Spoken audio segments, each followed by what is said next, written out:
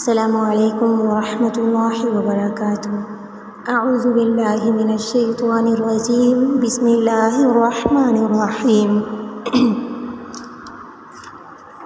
ان عدۃ الشہور عند اللہ 12 شہرا فی کتاب اللہ یوم خلق السماوات والارض منها 4 حرم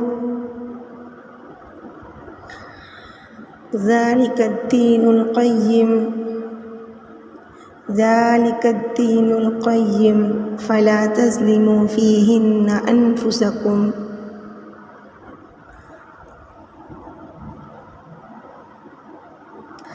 اللہ تعالیٰ نے ہمارے لیے محرم الحرام کا مہینہ اور اسلامی سال کا پہلا مہینہ جو ہے ہمارے لیے مقرر کیا۔ محرم الحرام ان 4 حرمت والے مہینوں میں سے ہے جس میں لڑائی قتل و قتال جائز نہیں، اسی سے بابرکت اسلامی سال کا آغاز ہوتا ہے۔ یہ مبارک مہینہ جہاں کہیں ایک شریف فضیلتوں کا حامل، وہیں بہت سارے تاریخی واقعات کو اپنے اندر سموئے ہوئے، ایک ایسا مبارک اور بابرکت مہینہ جہاں اس کو اللہ تعالیٰ نے اپنی مبارک کتاب میں جگہ دی، وہیں نبی کریم صلی اللہ علیہ وسلم نے اپنی زبان مبارک سے اس کی عظمت و فضیلت بیان کی۔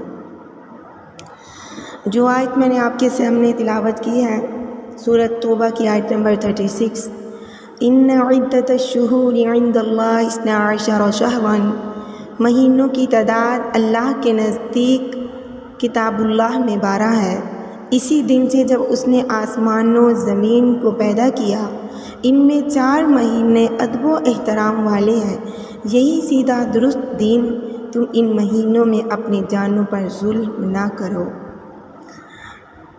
پھر اس کے بعد نبی صلی اللہ علیہ وسلم نے فرمایا، زمانہ اسی رفتار پر آ گیا جس پر اللہ تعالیٰ نے زمین و آسمان کی تخلیق کی تھی۔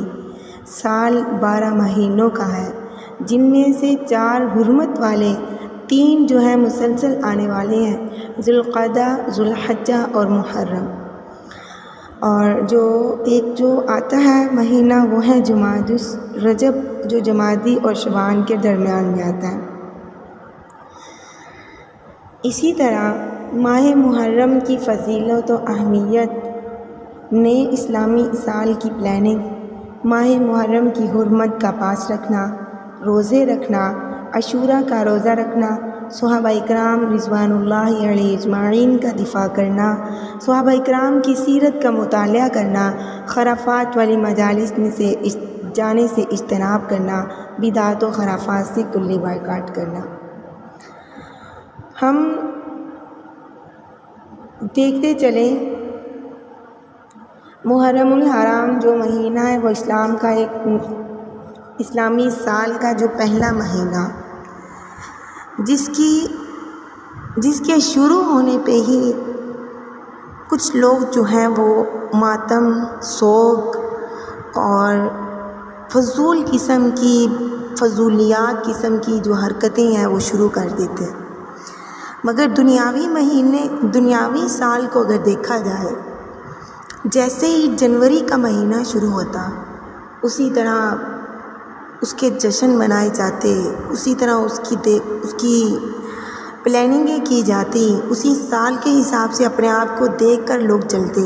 حالانکہ جیسا کہ ہم اسلام کو ماننے والے، دین کو ماننے والے ہیں، ہمیں چاہیے کہ جب ہم کوئی بھی فیصلہ کریں، کوئی بھی اپنی تاریخ رکھیں، کوئی بھی کام کرنا ہو، تو اس کے لیے ہمیں اسلامی سال کا انتخاب کرنا چاہیے۔ حرمت والے مہینوں کی حرمت کا خیال رکھنا، اللہ تعالیٰ نے اسی صورت میں فرمایا، فَلَا تَظْلِمُونَ فِيهِنَّ أَنفُسَكُمْ، تم ان مہینوں میں اپنی جانوں پہ ظلم نہ کرو۔ سامعین محترم، قرآن تو یہ کہتا ہے اس ماہ میں اپنی جانوں پہ ظلم نہ کرو، مگر افسوس بہت سے لوگ ماہ محرم کی حرمت کو اتنا ہی پامال کرتے جتنا اس کا لحاظ رکھنے کی تاکید کی گئی۔ ماہ محرم کی حرمت کی پامالی میں ایک صورت تو یہ ہے، حسین رضی اللہ عنہ کے واقعے کی شہادت پر ان کے نوحہ ماتم کیا جاتا، اپنے جسموں کو خود ہی تکلیف دیتے، خود ہی اپنے نفسوں کو مصیبت میں ڈالتے، تو اللہ تعالیٰ نے نبی علیہ الصلوۃ والسلام کا ایک فرمان ہے کہ وہ شخص ہم میں سے نہیں، وہ شخص مسلمانوں میں سے نہیں جس نے رخسار پیٹے، گریبان چاک کیے، دور جاہلیت کے بین ڈالے۔ مگر ہم ان لوگوں کو اگر دیکھتے چلیں تو ان لوگوں کی ایک بہت پرانی ہسٹری ہے جو ہم سب کے اوپر آیا ہے کہ یہ لوگ کیا کرتے ہیں۔ کیا اسلام اس چیز کی اجازت دیتا؟ نہیں۔ ہم اس کو تفصیل میں نہیں لے کے چلیں گے کہ بہت سے ایسے لوگ ہوں گے جن تک یہ بات پہنچے گی اور وہ لوگ یہ نہ کہتے رہیں کہ ہمیں اس میں وضاحتیں نہیں ملی، ہمیں اس میں جو ہے وہ حوالے نہیں دیے گئے۔ تو میں ایک مختصر سے شارٹ سے وقت میں ایک چھوٹا سا جو ہے وہ بیان جو ہے وہ ریکارڈ کر رہی ہوں، آپ تک پہنچا رہی ہوں۔ تو ہم جو اہم کام ہیں ان کی طرف چلتے ہیں۔ ماہ محرم میں مسنون عمل بالخصوص جو ہے وہ روزے۔ نبی کریم صلی اللہ علیہ وسلم کا معمول تھا کہ آپ صلی اللہ علیہ وسلم ماہ محرم میں بکثرت سے روزے رکھتے، صحابہ اکرام کو بھی اس مہینے میں روزے رکھنے کی ترغیب دیتے۔ ابو ہریرہ رضی اللہ تعالیٰ عنہ سے روایت ہے کہ رسول اللہ صلی اللہ علیہ وسلم نے فرمایا،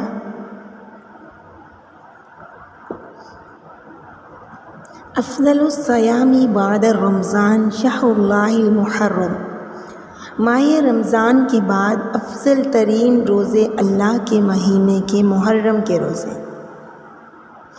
صحیح مسلم کی دوسری روایت میں ہے کہ نبی کریم صلی اللہ علیہ وسلم سے سوال کیا گیا، فرض نمازوں کے بعد کون سی نماز سب سے افضل؟ رمضان المبارک کے بعد کون سے روزے جو ہیں وہ سب سے افضل؟ تو آپ صلی اللہ علیہ وسلم نے فرمایا، فرضی نماز کے بعد سب سے افضل نماز رات کی نماز یعنی کہ تہجد کی نماز۔ ماہ رمضان کے مہینے کے بعد سب سے افضل روزے اللہ کے مہینے کے محرم کے روزے۔ سیدنا علی سے مروی ہے کہ اللہ کے رسول صلی اللہ علیہ وسلم سے ایک آدمی نے عرض کیا، یا رسول اللہ اخبرنی بشہر اصوم بعد رمضان، اے اللہ کے رسول اگر رمضان کے علاوہ کسی مہینے میں روزے رکھنا چاہوں تو آپ کس مہینے میں روزے میرے لیے تجویز فرمائیں گے؟ آپ نے فرمایا کہ ان کنتا صائمن، اگر تو رمضان کے علاوہ کسی مہینے میں روزے رکھنا چاہے تو محرم کے مہینے میں روزے رکھنا، کیونکہ یہ اللہ تعالیٰ کا مہینہ ہے۔